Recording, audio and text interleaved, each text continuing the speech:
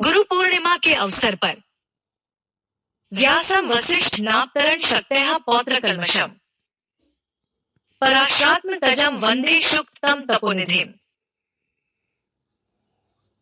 व्यास्य विष्णु रूपाय व्यास रूपाय विष्णवे नमो य ब्राह्मणी धे वशिष्ठाय नमो नमा एलिल।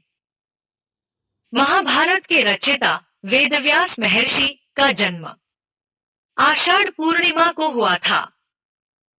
इन व्यास का जन्म पराशर द्वारा देवी सत्यवती से हुआ था। इसीलिए इस दिन को व्यास पूर्णमी और गुरु पूर्णमी भी कहा जाता है। उन्होंने मानव कल्याण के लिए एक समान वेद को 4 शाखाओं में विभाजित किया। ऋग्वेद, यजुर्वेद, सामवेद, अथर्वण वेद। वस्तुतः व्यासदु एक पद का नाम है। प्रत्येक द्वापर युग में एक व्यास का उदय होता है। वास्तव में वह श्रीमन्नारायण व्यास के रूप में अवतार लेंगे।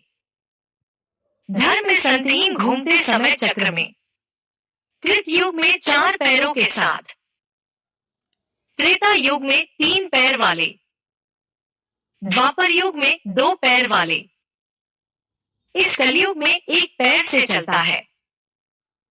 कलयुग में मनुष्य अल्पायु और अल्पायु है।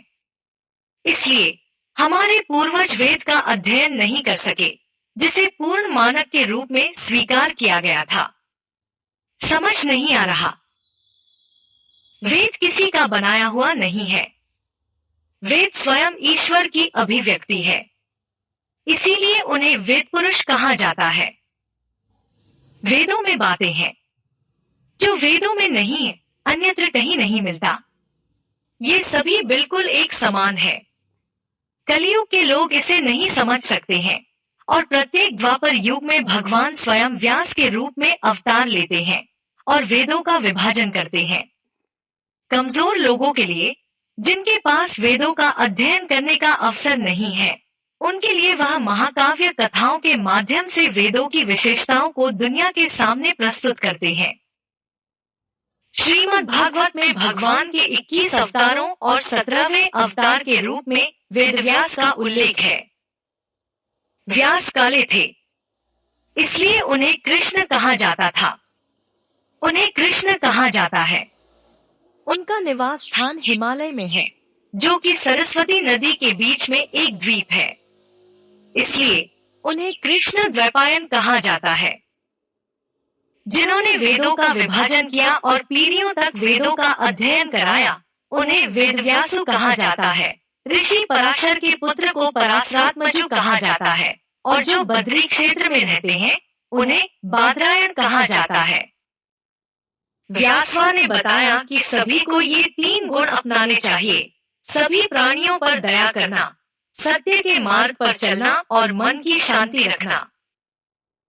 हम सभी पर 3 ऋण होते हैं, देवऋण, ऋषिऋण और पितृऋण। इनके अतिरिक्त वेदव्यास ने बताया है कि मानव ऋण भी होता है। उन्होंने कहा कि सभी प्राणियों पर दया करके और दूसरों की भलाई करके अपना ऋण पूरा किया जा सकता है। महाभारत का लेखन। वेदव्यास ने अपने मन में महाभारत लिखने की योजना बनाई। अगर वो कहे, इतना तेज कौन लिख सकता है? दुहक में ब्रह्मा व्यास की इच्छा को पहचानते हुए उनके सामने प्रकट हुए और कहा, व्यास, गणपति को याद करो, जो तुम्हारी कविता के योग्य है। उसने कहा और गायब हो गया। तब व्यास ने गणेश से प्रार्थना की। गणेश प्रकट हुए।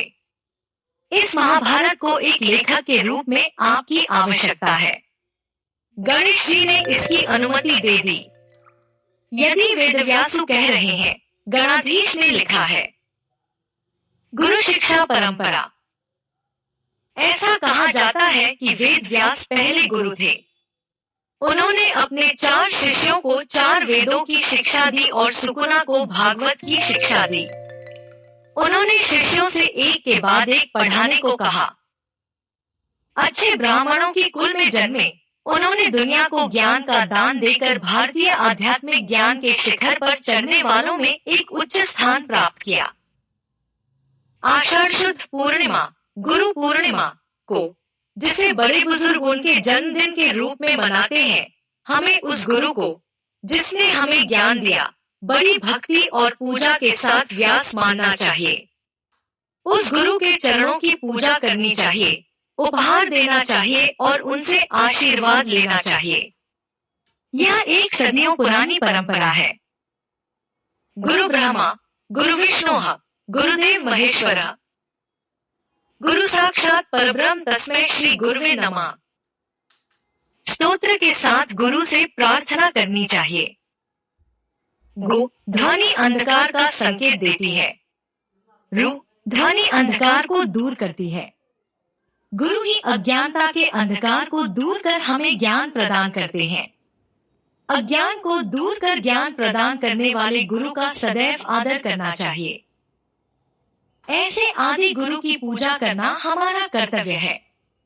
इस कर्तव्य को भावी पीढ़ियों तक पहुंचाना हमारा कर्तव्य है। यह हमारा कर्तव्य है कि हम अपने बच्चों में किंवदंतियों, मिथकों और प्राचीन सांस्कृतिक परंपराओं के प्रति जुनून पैदा करें। यदि हम इनमें से कुछ भी हासिल कर सकें, तो हमने व्यासुला का कुछ ऋण चुका दिया होगा। आशा करें कि हम उस वक्ता की कृपा के पात्र बन सकें। तो आइए गुरु पूजा करें। सती गुरु में हम भगवान देखें। गुरु और गोविंदा साथ साथ हैं। मैं जिसे भी पहले प्रणाम करता हूँ, मैं गुरु को प्रणाम करता हूँ। इसका कारण यह है कि गुरुवेका कहते हैं कि गोविंदा मौजूद है, भक्त कबीर दास कहते हैं। यही हमारी भारतीय संस्कृति है। आर्ष धर्म का उपदेश देने वाले गुरु का महत्व, इसलिए गुरु पूर्णिमा पर सभी को गुरु की सेवा करनी चाहिए। गुरु संदेश। वेदव्यास ने दोनों हाथ उठाकर पूरे विश्व को प्रणाम करते हुए जो कहा, उसमें खास बात यह है कि दूसरों के साथ वैसा व्यवहार न करें। यदि वे आपके साथ व्यवहार करें, तो आपको दुख होगा। यदि यह एक चीज जो सभी सर्वोच्च धर्मस्थों के लिए विदेशी है, का त्रिकरण शुद्धि के साथ पालन किया जाता है, तो हमारा समाज निश्चित रूप से शांति का स्थान होगा। अस्मत् गुरुभ्यो नमः।